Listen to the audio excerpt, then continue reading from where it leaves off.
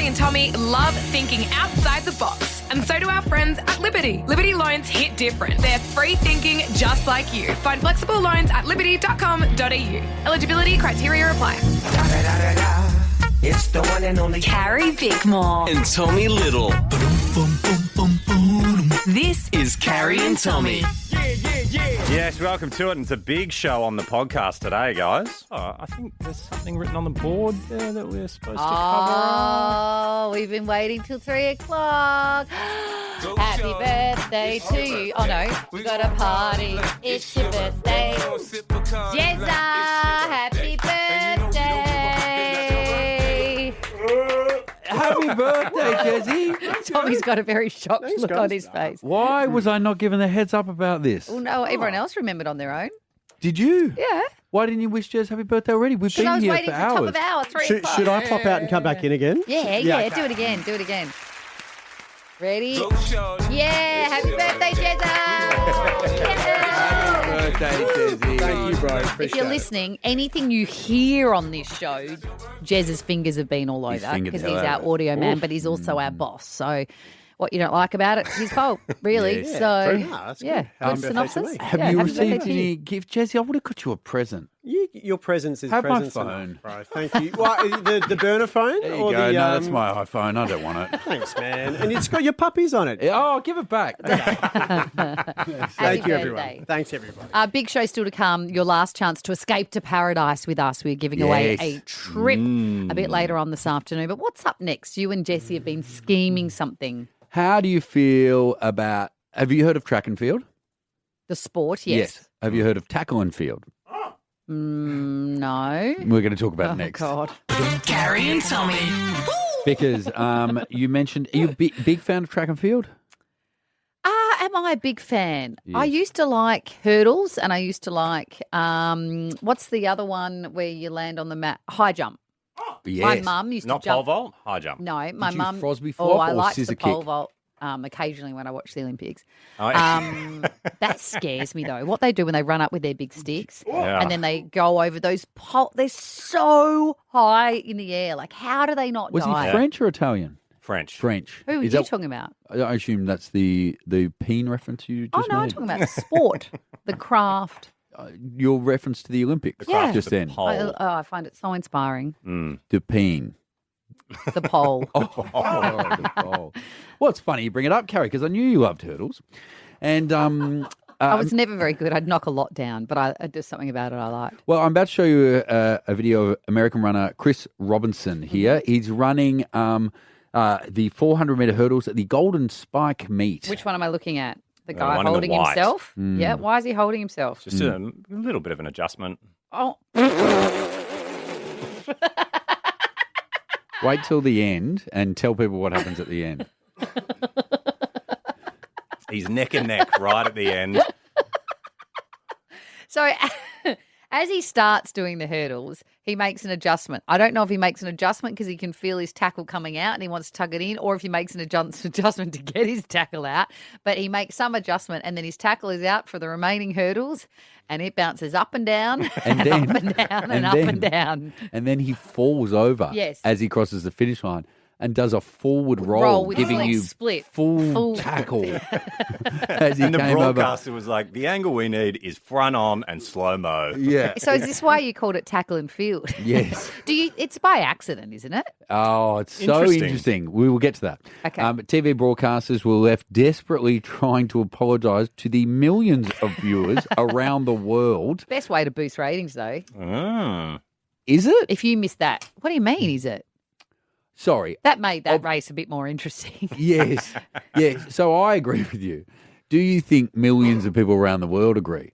Because What's the problem with that? so should we go back to doing it how the Greeks did it? No, sorry. A little accent like that, everyone can laugh at. Family can laugh at. But should the Olympics go back to be nude, do you think? Oh, no, there's too many positions you get in that you don't want to see people in nude. Imagine No, the true. judo or whatever, Yeah, the wrestling. Even just Nah. the starting blocks I for know. the sprints. I know. The swimming would look so funny. Like backstroke, a dude doing nude backstroke would look so funny. When they do butterfly, Yeah. would you get like a whale tail on the way back in with your ass crack out? Yes, you would. That's Because fun. you see the back of their Speedos and stuff. That's really fun. Yeah, no, we don't need that. But I think in that case, like, accidents happen. Do you know? I still find it funny to go. Have you guys seen the whale when I'm in the pool and get my ass out? I still find that funny, and I don't think I'll ever stop finding that funny. I think I'll be 80 if I live to that age, and there'll be a wrinkly whale that It's still making an appearance in the pool. It's funny, one of the producers just pointed out he won too. So maybe tackle out's the winning move. Mm. Got over the finish line first. Oh. Yes, he's trying to thrust. It was his head. Oh, yeah. Was it? His head over it first. Yes. But Jesse Boy here has a theory. So if you had a really high quaff, like what do you I call it? believe it's torso. No. Yeah. Oh, is Across it the not your line. head? No, I was gonna say if you had so. high hair or something and that crossed Oh, first. I think so, because I don't think you can put a hand or foot Yeah, out. 'cause I think it's your chest. I think. Yeah. I think. Right. Carrie, you asked. It was a little accident. Yes. Jesse Boy has a theory. I reckon it might have been not on purpose, but leaning towards that. I reckon he's... Why? Because we're talking about him. Because you're talking about him You now. watched him. But if you were actually wanting to win, you would think getting that out would prohibit you from winning. Like his idea would be Being a surely- track and field athlete, unless you're number one and you're Usain Bolt or someone like that, no one knows who you are. Like you need It was weird, the action at the beginning. It's hard to tell whether he was tucking in or tucking out. I reckon he's seen your French pole vaulter at the Olympics Yes. and all the attention he might have got, and he's gone, remind me some of that. I mean, Yeah, I and that don't was remember covered this up. guy's name. Yeah. So Also, the shorts that, I Chris don't Robinson. want to have too much of a crack at him, but the shorts that he's wearing, like he would have worn They're those. tiny. They are so tiny, and he doesn't seem to be wearing underwear. And but maybe he's- they've got one of those everyone else shorts is in with tights. inbuilt undies. Well, his doesn't. Yeah. Like, No, that's what I think he's tucking in and out, the inbuilt undie. I'm So uncomfortable, those inbuilt undies. Oh, but also, Here's- that would have Do you happened reckon- every time he trained that race. Here's what I would've want to known know. that. We're going to give him, for the benefit of purpose the of doubt. our phone calls, we're going to give him the benefit of the doubt. 13 10 60, accidentally nude. I want to know when it happened to you. Chris Robinson in the 400-metre hurdles. Give us a call. Accidentally nude. Carrie and Tommy. The Thursday Arvo is Carrie Bickmore and Tommy Little, and on 13 10 60, accidental nudity. Yes, because Chris Robinson was running the 400 metres hurdles and over somewhere, and his tackle came out. for pretty much the whole hurdles. And the then he comments, won. the comments are quite supporting. This is on his Instagram, which he's posted. This is from someone wrote underneath, "You are a hero, a big hero, a huge hero." My favourite one was 3 legs is not fair in a race. That's so. And then someone's no fun at all. Someone's wrote, I don't think this is funny. If this happened to a woman, none of us would be laughing. Yeah, but If my boo popped out mid 100-metre sprint, that's funny. Yeah. Surely it's funny, isn't it? yeah, and some of them are just earnest. Some of the comments. Congratulations! I vividly admired your compelling and insightful performance. That was me. I've always been a fan of track. Sam, when did you accidentally get your bits out? So went to the beach with some mates after high school had finished, and this was at Sunshine Coast, and I was wearing DTs and shorts, and a wave came crashing, and it just stripped me off completely, and and then everything was out, and my togs had gone to my mates, and my mates were just teasing me and not giving the togs back. Very embarrassing. Did you stay in the water or did you walk out? Yes, I stayed in the water. I would not leave the water. That happens to women all the time, but up top, like, because bikinis are getting smaller. The number of times you walk out of the surf and it takes you maybe till you're standing around near your towel and breeze catches a nip that you look down and you're like, I've and had it's a just boob shifted out. a bit and your boob's out. It happened once when I took my kids to swimming lessons. I took Ollie to swimming lessons and I had forgotten to wash I used to wear full lengths, like a full Speedo, full piece Speedo to go swimming because it's not like it's weird to rock up in a bikini, right? And I had forgotten to wash it out of the bag and so I didn't wear it the next week because it was all wet and damp and gross. And so I just thought I'd just wear a bikini. But Ollie was at the age where he'd grab onto my top and he'd grabbed onto it, like, popped because he a- was popped a boob. 8 months or something, and I didn't know, and I'm doing like, Humpty Dumpty and woo, come off the wall and everything. And there I am with all the dads at Saturday morning swim class with half a tit I'm out. wondering, geez, the dads are getting more and more supportive, more turning up week after Let's week. do more Humpty Dumpty. G'day, Karen. Oh, hi. What happened?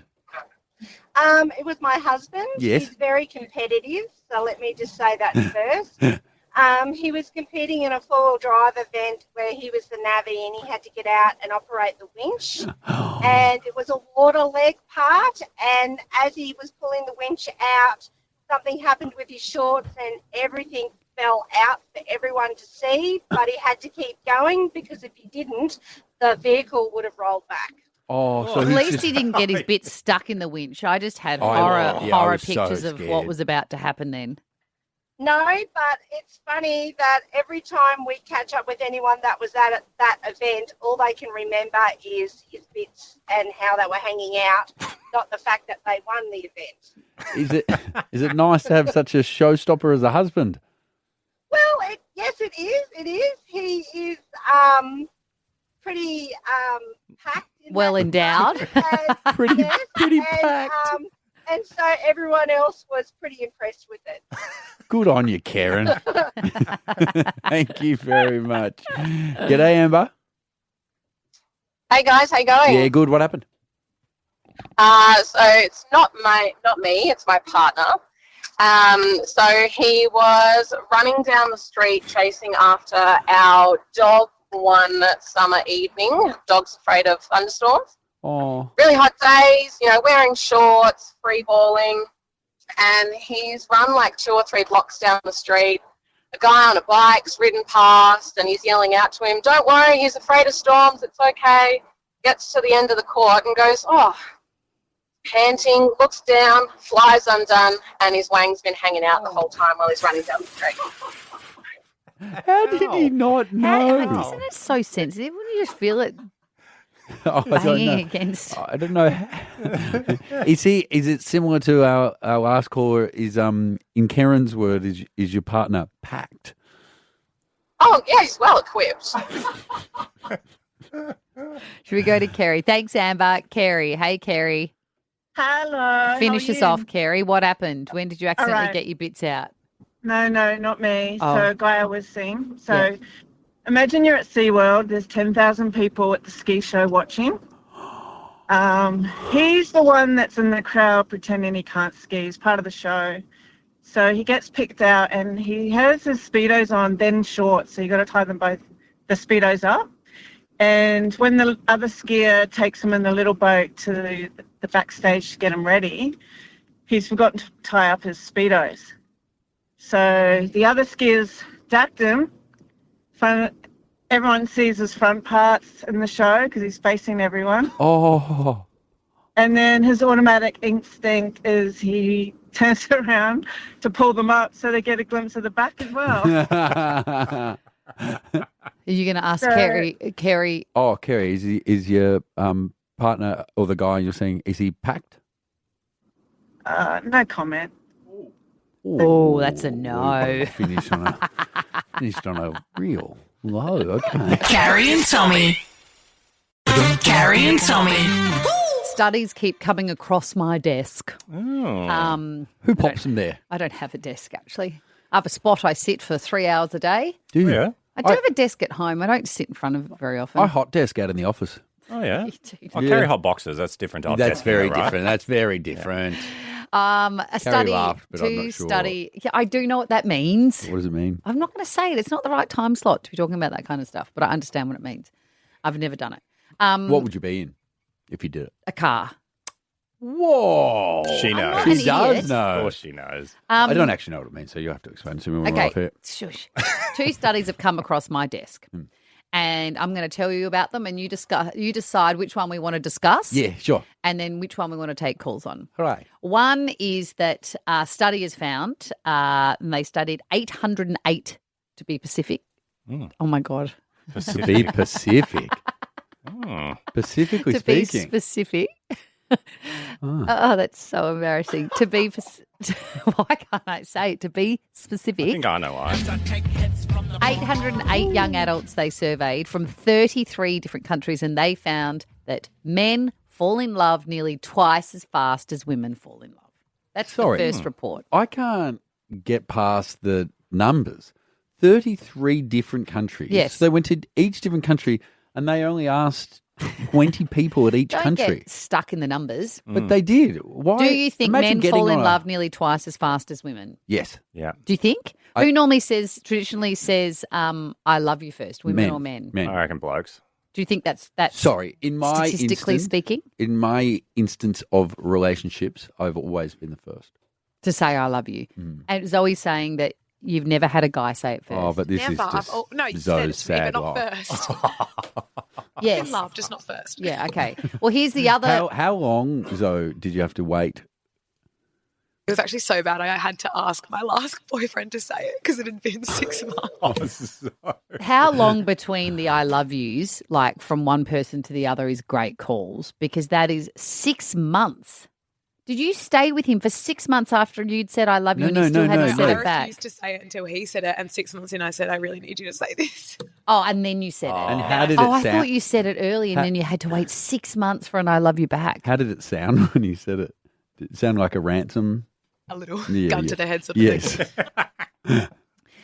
The other thing that's come across my desk is that men just love once and then they roam around the world to find someone like her. And this says after that, it's a fact. What a And the load article- of bollocks. The article believes not that you only ever love that one person, but the person you fall in love with once. It's not like you spend your life trying to chase to find that specific person again. You want but that you love. want that love again, and you often never find it That's again. absolute bollocks.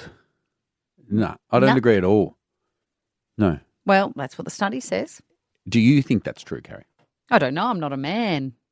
But I guess don't Jesse think and I that's are true saying for women. it's not. You don't think that's true either? Nah, not at all. So you think back to your first real love, you don't think you've looked for that in other women since? Absolutely not. No, and I reckon I've fallen in love since and gone, oh, actually, this is love. Do you know what I mean? Oh. Like I would have said to you with my first girlfriend that I was in love, and then later in life, I've gone, oh no, I wasn't. Jesse and Or I. sorry, it was a version of, but not as strong as I felt. Jesse and I have had a conversation around have you heard of the taxi cab theory? No. Where I don't know how accurate it is yeah. for a lot of men, but it's to do with men kind of drive around life and have always got their light on. So they're the light off. So they're never looking for anyone. And the moment they turn their light off, they're ready Hold for on. Is your light on or off? So it's off. Your so taxi you're light's not off. vacant. Not available, having So fun, you drive- enjoying yourself. yep. The moment you turn your light on, you pick up the next person. And they're the that's the person you love of stay your with. life. That's interesting. Wow. That's that's Yes. interesting. Put that study across my why desk. didn't Where's you put that across? specifically? That was just Jesse and I hanging out on a Friday night at the pub. talking about Oh, taxi is that cab your theory. theory? No. No. I saw it on TikTok. Oh. I didn't understand it straight away. It's It did tough to take me a wrap your few head times to Okay, so the idea is as a man, you're not really looking for the one. You don't really want the one. You have things people come and go and all the rest Driving of it. around. And you're just driving around having good time. And then something in your brain goes, I need to settle down or I want someone now. And as soon as you put your light on, you meet someone and then that's it. God, life's easy for blokes, isn't it? That's a pretty easy I trajectory. don't know how scientifically accurate that is, but I just saw it and I was like, oh, that's Good interesting. theory. What do women taxis do? I reckon their light's on the whole time. No, I think evolutionarily. But Is even that when a you've word? got someone in the cab. No, I just mean that when you're Another one. Jump in. Yeah. Plenty of space. Oh, it's Uber Paul. We can fit 4 in here. Don't worry. No, I just mean I think women traditionally want to mate and have a partner from a lot earlier on than men do. But that might be the same. You might just flick your light on a bit earlier. No, I reckon. Because when you say it's always on, Sorry, I don't mean it's always on, as in you're always open to meeting someone and settling down with them, whereas you guys are saying for a long period of time you deliberately don't want that and your light is off. Not Anyway. deliberate. I think it's just a. No, don't go back down on your theory now. 13, 10, 60. Maybe let's ask the taxi theory. Were you like that? Did you not want to settle down at all? Your light was off, the cab light was off. Yeah. And then suddenly you're like, it's time. You put the light on. The next person you met is the one you settled down with. Carrie, can we do the I love you things as well? Whatever you like. I need. It was all the help I can get How right long? now. How long between the I love yous was Yes. said in your relationship? Yep, that's good. I'm interested in that. Yes. Yeah. Because that's going to. Because I don't know brutal. what people say Yeah. with the cab thing. Because they're going to call in and go, "Yeah, I Okay, turned my okay, light on." okay. I want to know what they're saying back when they're not saying I love you. Yes. Oh my God. Okay, cancel all the calls I said The cab. before. No, Yeah. that's a better The one. I love What you do you stuff. respond with when you Thank don't you. want to say I love? Oh, Our we've already phones got a are full full now. board of calls. What do you say when someone says I love you, but you don't want to say it back? And then how long before you said I love you? Thank you. 1360. Carrie and Tommy. For your Thursday arvo, it's Gary Bickmore and Tommy Little. Should we talk about what just happened? I just said before we went on air, I love you, because I was reminding, we were in the middle of recording something else and I was reminding us all that we were doing calls on when you said I love you, but everyone in the room just looked at me like, why are you telling us was that quiet. you love Did anyone us? say thank you? No.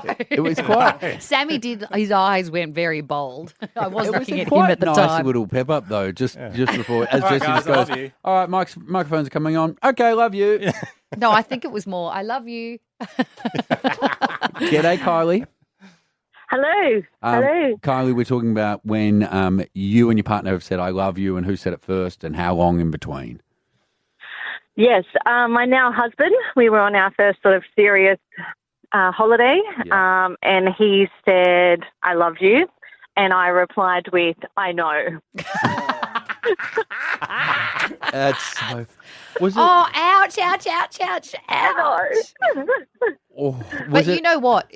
You know what? This plays into, Kylie, what because all week we've been for some reason talking about studies into romance, and yesterday's study was that a man's got to be more obsessed with the woman, and the woman's got to be a bit mean for the right interaction for the right successful relationship. So him telling you that he loves you first and you saying "I know" feels like that sums up that study. Absolutely. Kylie, Yep. did he try? Was it like a moment, like he'd really kind of tried to make it a special time? He did. Yeah. He did. Is that what Yes. you're meant to do? I've never done that. What do you mean? Make a big moment of the first "I love you." I don't reckon people make a big. I think it sometimes catches you by surprise, doesn't it? What did he do for you, Kylie? Oh, well, just, relaxing after a big day of sightseeing, and then just laid down on the bed, and he just sort of rolled over and just, and said it. And I was like, oh. And then when did you say it? And what did you say then when you finally said it? About a month later. Did he say it more in that month? No. He got a bit gun shy. Yeah. Did he say "I know" when you told him? Yes. He looked at me and went, "I know." Oh, good on you, Kylie. Sounds like you're a match made in heaven. Lisa, hey, Lise. Hi. Was it the "Who Said I Love You First" thing that you're calling about? So it was an old ex-boyfriend from back, I'm going to say maybe the late 80s, 90s. Yeah. And it was just after Ghost had come out, and he kept calling me, "Oh, you're my cute one. I love you. I love you." And it was making me really cringe. So I just turned around and said, "Ditto." Ditto. Because I didn't want to say it back, because I just couldn't bring myself to say those words. Did you ever end up saying to that guy that you did love him? I think we ended up fizzling out because he started to do lots of really weird things back then, and I was just like, nah. And so I just still remember just thinking, I just couldn't say it. I don't think. Isn't it funny? Because there's a lot of words that are said in life that you don't mean, right? That people say often that you don't really mean. Why is there such a thing where you can't just say "I love you" back if you don't mean it? Like, it would just be easy to go "I love you too," even if you didn't, and move on with everything. People do that all the time. Do you think?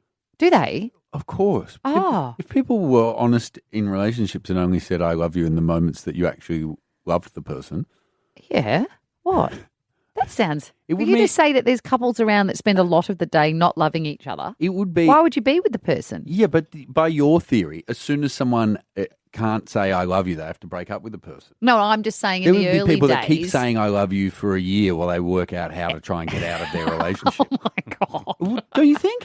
100%. I don't know. Because otherwise, as soon as you decide in your head, you have to leave that moment or just hope that they never say I love you, because you'll be like, oh, God, I knew this was coming.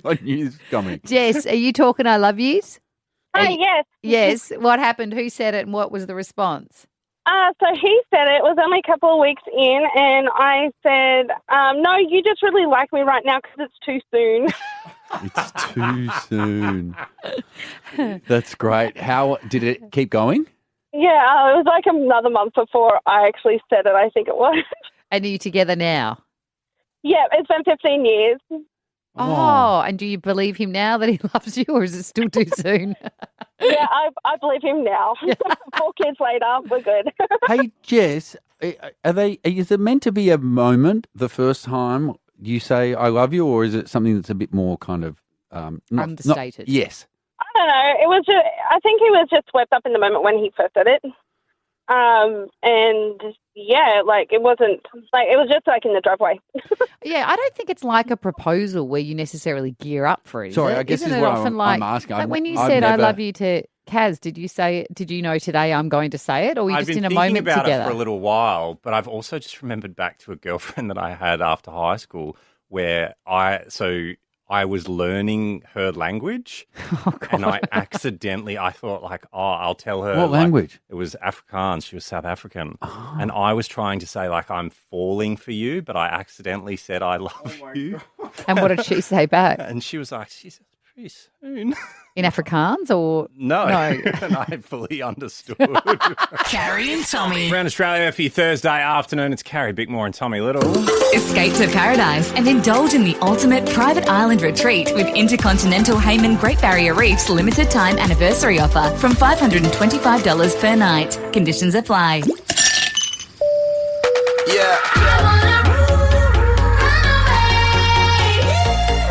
Escape to paradise. If I could escape, those would be the best memories. With Carrie and Tommy. Bye. Tyra, you sound like you need a holiday with your hubby. I definitely do. So you're both serving ADF members, is that right? Correct, yes. And you got a little one, a 2-year-old son named Maverick, named after Top Gun, yeah? Oh, yes, of course, of course. how good's that? Cute. Thank you for your service, Tyra. Very appreciated. No worries. How long's it been since you've had a holiday? It's pretty much been since we've had Mav. We haven't been able to get away at the same time, and yeah, we really need it. How long are the deployments your hubby does? It ranges. It could be anywhere from a couple of weeks he might go to sea, all the way up to, I think there's one that could be in the near future for a couple of months, like towards a year kind of thing, yeah. Oh my gosh, I just want to Tyra. give you the trip. I reckon you're going to get it anyway, having seen what the poolside drink is. I just have to ask, also what I read is that while we're in Hayman, is it going to be your birthday when we're up there? It has actually just been my birthday on Tuesday, so I was really hoping that this could be my birthday present. Oh, let's make it happen for you, Tyra. Let's make it happen. You just got to guess what poolside drink Tommy is drinking. What is your preferred poolside drink? Oh, mine's probably a pina colada. Yes. We've already had that one guess, so that is not for this, okay? Yes. Tyra, I'm going to give you a hint before the hints start. This drink you wouldn't sip, you just throw it down. Are you ready for your first clue? Yes. I come with salt, lime, and if you have enough of me, heaps of bad decisions. Ooh. Tequila shot? Yes! You're coming to paradise. Thank you so much, guys. We'll see you in Hayman Island next week. The Snooze end of financial year sale is on now. Save up to 50% off selected mattresses, including Sealy, Madison and Tempur. Up to 40% off selected bed frames. Hurry, sale ends Sunday. Carrie and Tommy. Carrie and Tommy. Driving you home from 3 till 6, it's Carrie Bickmore and Tommy Little. Because I've got an issue. What's your issue? Joke books Yeah. are just full of jokes that someone has stolen and is making money off. Yeah, it's like it's like Carrie, the content curator on this show, where I see stuff on Instagram and then I bring it to you. No, but you That's all a say joke they're book not. is. You say they're not yours. Oh, Uh-oh. the books pretend they're there. Do they? Do joke books pretend they're their jokes? Yeah, and nowhere does it say. It just says this is a collection of jokes. And nowhere it says, "Hey, I didn't write any of these. In fact, this is just a cash grab for me." Gosh, I should bring out a joke book. Yeah. Could you write some for me? I won't credit you, But don't you think, like, if you put out a book of short people's stories thoughts, and you just and you wrote your name on the cover, don't you think people assume, oh, They're you wrote your these short short stories. stories and you didn't write anywhere, hey, I've just taken these and I'm absolutely not doing any effort to find out who the original creator was, and I'm in no way going to even pretend to pass some money on to the actual But artist. then you look at a lot of books like kids' books, not like ones you've written, but kids' books in their teens or tweens, where they're explaining the world to you or they're retelling other people's stories about famous Australians or famous people. It's all just retelling other people's stories. But there's some retelling. I assume, do you mean like the... Like fact books like and like the Rebel Girls book? Yeah, is that what you and meant? even like But there's an element of craft in those, because like that Rebel Girls book, you take the factual person and then you have to write an entertaining kind of, 2 pages on them. yes, but is is appealing. anything original anymore is all I'm saying, Not joke books, because they've just stolen other Give people's me a jokes. joke and I'll tell you if it's worth being in the joke book. Why was the hippie cat happy? The hippie cat happy? Yeah. What's a hippie cat? Like a cat that's a hippie. Is it something to do with hip hip hooray? Stop trying to work it out. Is Just- it because Yeah, to do with that. She was feline groovy. Oh, no thanks. Yeah, I knew. Sorry, was this a collection of the greatest jokes ever? And someone's put their name on that. Yeah. Wow. Okay. give What me does a another one. pizza say when it introduces itself to you? Don't know. What does it say? Slice to meet you. Stop trying to work it out. It is hard when you ask a question. Oh, so am I just meant to, when it comes to jokes, just say what and then you give the answer? 100%. Oh, sorry. Okay. I thought I was meant to come up with the answer. No. Okay. that's riddles. Okay. Yeah. Sure. Did Sorry. you really? When someone's telling Sorry. you a joke, if Yes, you were in the I'm crowd trying to at my come up- show, you'd be yelling No, but out you're not telling me. suggestions. No. Carrie and Tommy. Around Australia, if you drive home the Savo, it's Carrie Bickmore and Tommy Little. Last time we talked to a journalist, Amelia Oberhardt, it was because she had a podcast out called Secrets We Keep. She had found a photo at her mother's wake that revealed that her mother had a whole secret family. We had an incredible interview with her about that. If you haven't listened to that podcast, The Secrets We Keep, the initial one, go have a listen. It's amazing. But the one that is out now is all about egg donation, sperm donation, IVF and surrogacy. And Amelia joins us now. Welcome, Amelia. Thanks for having me again, team. Okay, I don't know where to start. There's so much you cover here. Start with one. What's the most shocking thing you learnt during your exploration of IVF and surrogacy in this country and in the world? I mean, we went down so many rabbit holes. 6 episodes really quickly could have turned into about 26.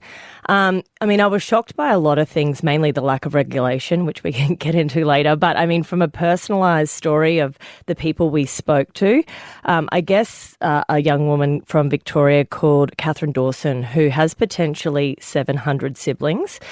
She had a prolific serial donor as her donor, who also had schizophrenia. I mean, the fact that this was run through the clinics was shocking in itself, but also the way she found out and how she continues to match with siblings that don't know their donor conceived is also a fairly shocking interview, really, from the beginning to the end. Can I just confirm with you? So in this situation, I understand the donor was going to different clinics under different names and all of that. But what is the rule around how many times you can donate? And has that changed over the years? And also, what's the rule around anonymity? I can't remember where we're at. So anonymity is a huge talking point. I mean, it came about because in the early 80s when IVF, which I think we can all admit is one of the greatest inventions of the modern world, I think there was, a lot of doctors from here and around the world that were being told, hey, this will never work. And they had, I guess, a very finite period to prove to the world it could work and would work. What they found pretty early on, that it wasn't always women's infertility that was the issue. It was often male sterility.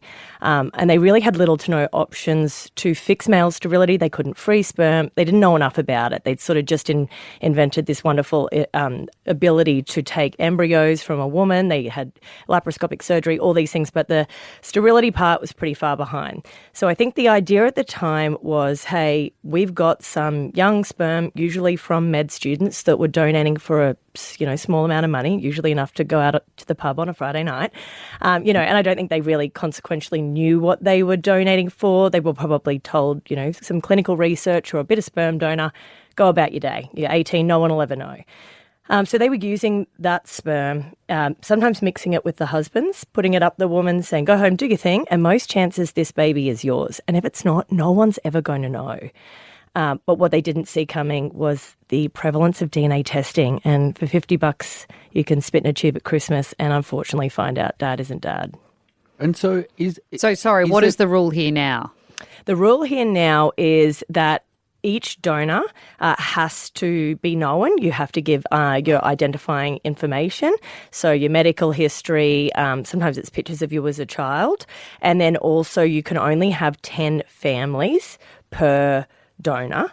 The issue with this is that this IVF is a state-by-state thing at the moment, so healthcare, and the states don't necessarily talk to each other. So there's nothing really stopping someone donating 10 times in Brisbane and then 10 times in Tweed Heads. Sorry, and one more question about just the anonymity thing. So now if you donate, the children of your donation have a legal right to find you.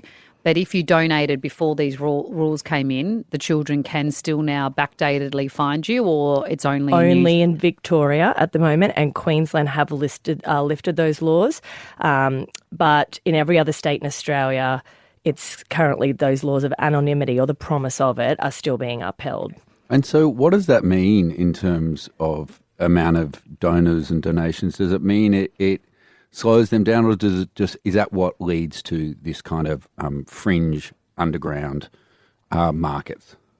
I think when they lifted anonymity, they had what they call the Great Australian Sperm Shortage, which is where obviously when people started to think, hey, people are going to hunt me down and want to be in my will, or they're going to want a father figure, the amount of people willing to donate sperm dropped drastically. Also, they removed payment. So now it's just they cover your cab fare.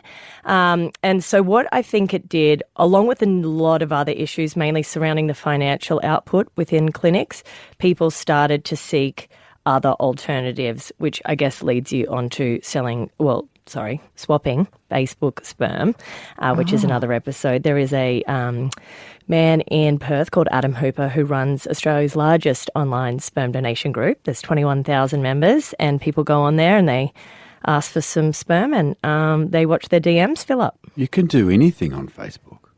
Yes. I mean, I don't know what I'd do if I found out at 30 I was conceived via Facebook. I mean, stranger things have happened and one-night stands happen all the time. But, I mean, it's a very loose way of going about things, and it's extremely unregulated. So much more to talk to you about, Amelia, the desperate desire for women to have a baby. Like, what's the cost of that? Is the price of IVF in Australia justified? How broken is the industry? More questions. Are you happy to stick around after this? Absolutely. Carrie and Tommy. The desire and quest to have a baby for some women, particularly the ones that go down this route, is so intense that you will do anything. Is that emotional vulnerability used and abused and traded on, do you think, by the industry? I think when it comes to surrogacy, particularly overseas surrogacy, it is often the very last step in that family's journey to create biological children. And I think it is fraught with desperation, often vulnerability, and the idea that they'd go to any means to have a child. I think that not everybody, but certainly some organisations prey on that desperation and vulnerability at people's often lowest times. You know, they're often remortgaging homes or it sort of takes over. And we spoke to a lot of people that just said that need was, they just felt they would never be whole without it. And that was heartbreaking to hear, and also very much gave me an understanding and sympathy for how they end up in these positions of such vulnerability and putting their whole life in the hands of commercial agencies. But even at home here in Australia, like the price for IVF is like it's out of reach for so many people, yet so many people still do it because they want a child. Is it justified? Does it need to be that expensive, or is it just an incredible business model because of the desperation of women, or the process involved means it is justified to have it that cost that much per round? What is it, like $15,000 for some people per round? It varies, I think, based on your medical history and eligibility for Medicare and private subsidies. But I do think that here in Australia, the model in which started, I think, with all good intention, was very quickly privatised or or bought by publicly listed companies that have a huge profit from this industry. I think it's the fastest growing industry in terms of profit share. By 2035, they estimate it to be worth $53 billion. So I think when you're looking at dollar figures like that and knowing that people will be willing to pay it, I do think that it is taking advantage. At the same time, you then see why people begin to skirt the clinics, why they are going to Facebook, because they simply can't afford it or they don't trust the clinics given recent mishaps. There's a million reasons why, the clinics at the end of the day people are starting to turn away from. Amelia, obviously there are upsides and downsides to everything, and we've been talking about some of the pitfalls of the industry, but obviously the positive is for some people they get a child they never would have been able to have, and that is literally the thing that will, propel them and be their light for the rest of their life. After you've kind of done this deep dive, how broken is the industry? Like, is it kind of in an okay state, or has it made you go, oh, this is a mess? I mean, I'll say it again in terms of I believe IVF is the greatest invention that ever happened, and the happiness it has brought millions of families. You cannot put a price on it. It also, has changed the world fundamentally. I think that the industry, with all its best intentions in the beginning, was everyone hates this analogy, but it keeps coming back to me. You're at the Melbourne Cup, it jumps. The horses have done 2 laps of, Melbourne Oval, and legislation started on the second lap. It just never caught up. So the whole time it's been lagging. Simply, they believe, because of a lack of understanding from government. Like, governments don't understand science. And because they couldn't understand the science, it essentially took off without them. As a result of that, I think the entire industry needs an overhaul. It needs to all come under federal legislation, obviously a compensated model and availability for surrogates here in our own country, and also a donor register that compiles donors from all over the country so that 700 siblings can't happen, so that schizophrenic donors or, mentally, people with serious mental health issues and or by pre-existing medical conditions. He also had bowel cancer, so that these people can't go around, donating at 10 different clinics under 7 different names, and that the children that are born off Facebook have some way of knowing who their biological parent is, 50% of them, 50% of their DNA, and 50% of their medical history. Seeing the 2 recent embryo mix-ups by Monash IVF within 2 months of each other, the Brisbane couple had another couple's embryo implanted, a same-sex couple in Melbourne had the wrong parent's embryo implanted. I mean, we could ask how this happens. It's ridiculous that it can happen. But you hear those stories of people discovering the baby they took home wasn't theirs, or the baby they had implanted wasn't theirs. The whole area of IVF, surrogacy, I don't know how to frame the question, but it certainly makes you challenge the idea of how you define who your child is. Is it the baby you carry? Is it the DNA you carry? Is it the child you grow to love versus the child? Would you swap a baby if you'd been caring for it for 6 years as your own child and discover it was swapped at birth? I think it really raises some interesting questions about what makes your child. Yes. It's such a mind-blowing, I don't know if you've got any thoughts on it yourself, having spoken to people that have conceived in multiple different ways. But yeah, I think it's a very interesting nature versus nurture question. I mean, I think that a family for everybody looks very different.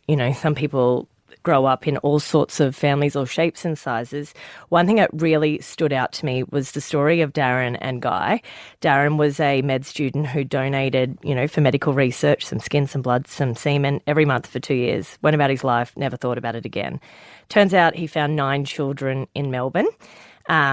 Through the lifting of anonymity in Victoria. And he flew down to Melbourne to meet them all, and they have this event. None of these siblings have met each other before, or most of them hadn't. They take a photo at the beginning, and when they looked at that photo, they're all standing in the exact same pose. Wow. Oh, my God. They all looked identical. One arm forward, putting one hand on the arm, the slouch, the way that their legs were. 9 people, one of them was non-binary, one of them was a lesbian, one of them was a doctor, one of all them raised in different ways, yes. 100% from all different places in Victoria. And when they came together, they all stood the same and all had the same laugh. And that really stood out to me as wow, sometimes nature is its most powerful self. But then I have a beautiful friend who's in the first episode. She is adopted and her sister is one of Queensland's first IVF babies. They look identical. They talk identical. You would never know if you didn't know that they weren't biologically related. So in that sense, I'm like, they're a perfect family that came together in a different way. But yeah, it's such I've never had more table talk discussions in my life. I bet. That often get some heated over a few wines. But people have very strong opinions, of strong course. opinions. And I don't think you can know until you're in somebody else's shoes the lengths you would go to or what, Amelia, it's fascinating. Secrets We Keep by Any Means is available now on Listener. It's always a pleasure. Can't wait to have a listen. Thank you so much for your time. Thank you, team. You're amazing. Carrie and Tommy. Our web guy, Eli, who loves all things music, has stepped up to the microphone. No, he hasn't, Carrie. He's sashayed up to the microphone. Does he sashay? He's our only person in the team that can sashay. I thought I he saw him does it. flossing up to the mic. You saw him flossing up to the mic. Yeah, well, I do have a bit of a hop in my step today. Why? Because this news has fallen into my lap and it's made me very happy. Oh! So King Charles and I have something in common. You and King Charles. Your Is King fingers have Charles, been is looking he a the little one bit. whose glasses you got and you wear? Yes. Yes. And gone. Oh. Where'd they go? They were a victim of my party. Oh, no. Remember, he wore those glasses and they I were love so them. cool. They I look love great. them. And They're anyone. called Moscot, the Lemtosh brand. I've been looking for them. I want them. Me too. Again. Then let's see if I can get a deal, 2 for 1. Yes. I'll go 3. I really liked yours. Ask Charles. They look good on everybody. They really do. They looked good on a 90-year-old, how old is he, man? And they looked good on a, how old are you? 40-year-old man. Yes. Yeah. Wow. Anyway, what do you and Charles have in common? So King Charles over the weekend had the King's Trust Award ceremony. Oh. And he was asked as to what his request was going to be for the music to play on the red carpet. Yeah. Yes. And guess which band he asked for? It's a UK Oasis? band that I also love. Oh, you love. You Sugar don't- Babes. Yes! Is it? Yes! What? He What a requested great the guess. Sugar Babe. Absolutely he did. How does he know the Sugar Babe? Who doesn't? Yeah, that's very true. No, how old is he? Why would a 7-year-old? what was that What's band their I'd like song? to have there? Push the Sugar button, you've got Babes. Flatline, you've got Freak Like Me. Can you Run play for me a bit of Cover. Sugar So Babe? many more. I can tell you. Is if Prince Charles what's he doing to this music? And what would he be doing? Sashay. Sashay, yeah, sashay. Crumping? No, but I mean, No, is he no, that's listening my to this crump while pad. he's working or gardening or what's he doing? I reckon he probably does the do to this. Oh my God, stop. What do you mean? He'd bromp like a madman. And remember how I used to always Yeah, DM... sausage fingers. That's No, I thought that was the other. Oh, is that him? Oh, yeah, Yeah, that's chipolatas. Charles. Oh, Well, in honour of the King and the King's Trust Awards, I thought we should get some Sugar Babes on. great. Carrie and Tommy. Around Australia, if you drive home the Sabo, it's Carrie Bickmore and Tommy Little. My ideas are golden. They're diamonds in the rough. If they give me a chance, they'll see I am enough. Bitch, don't kill my vibe. Producer. Bitch, don't kill my vibe. Producer. Bitch, don't kill my vibe. Producer. Bitch, don't kill my vibe. Producer Zoe is here to tell us what we should have covered this week that we didn't, that she may have pitched or that she saw. What have you seen? Multiple times. Kristen Chenoweth is going to perform the national anthem. That means nothing. Who's Kristen Chenoweth? Yeah, she's a Broadway star. So I think that's why you didn't pick it up. An potentially. Australian Broadway star? No. This is the NBA Finals. Hold on. Kristen Chenoweth? Yeah. Chenoweth. Chenoweth. Famous for playing the lead princess in Wicked in all the Broadway musicals. She was on Glee a lot. Okay, she is going to perform the national anthem at the NBA Grand Final. Before Game 7 of the finals. Which is when, so? Soon. It's gone. Okay, so I did say I've been pitching it all week, but that wasn't the point. I wanted to hear you Pitching guys. it all week. It was on Monday. Well, I did start Monday. God, there have been some terrible people do the national anthem over the years, That is haven't they? exactly what I wanted. My notes, every pitch, let's relive some of the best anthem performances of all time. So what have you got So I for thought us? I'd bring you a few. Well, I mean, we can't go past the absolute classic of Fergie. For the land of the free. Oh my God. So good. Wow. Really not good.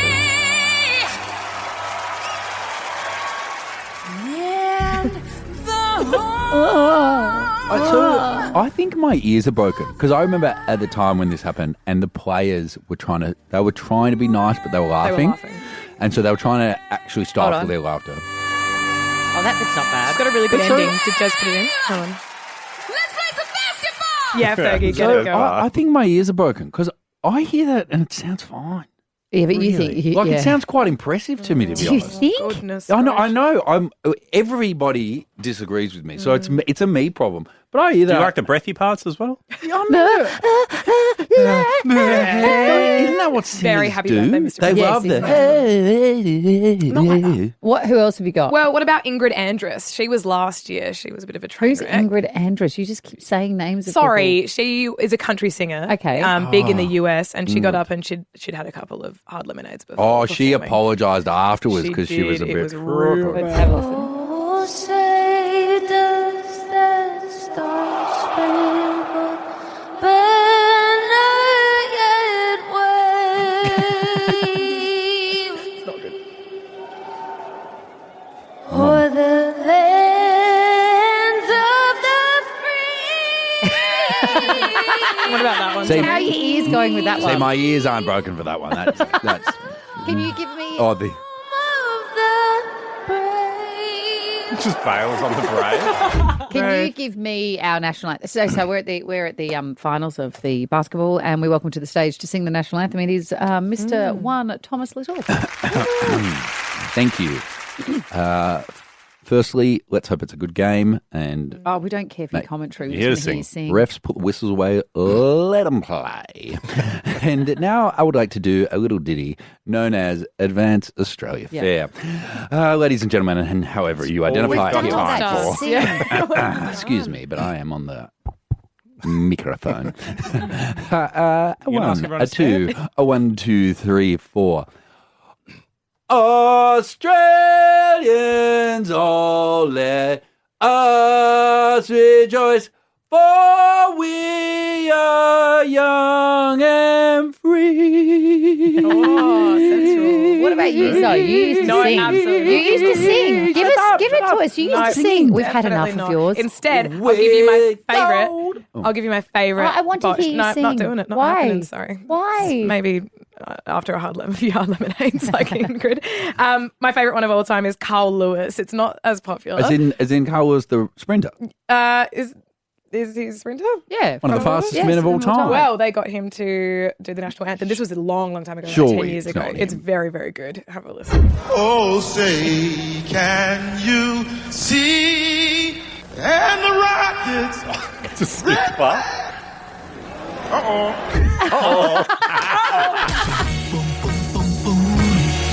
Follow Carrie Bittmore and Tommy Little on socials at Carrie Tommy Show. Bye. Bye. Gary and Tommy are signing off. But if you're ready to kick off your next big idea, it helps to think a little differently. Liberty Loans hit different. They're free thinking, just like you. Find flexible loans at liberty.com.au. Eligibility criteria apply.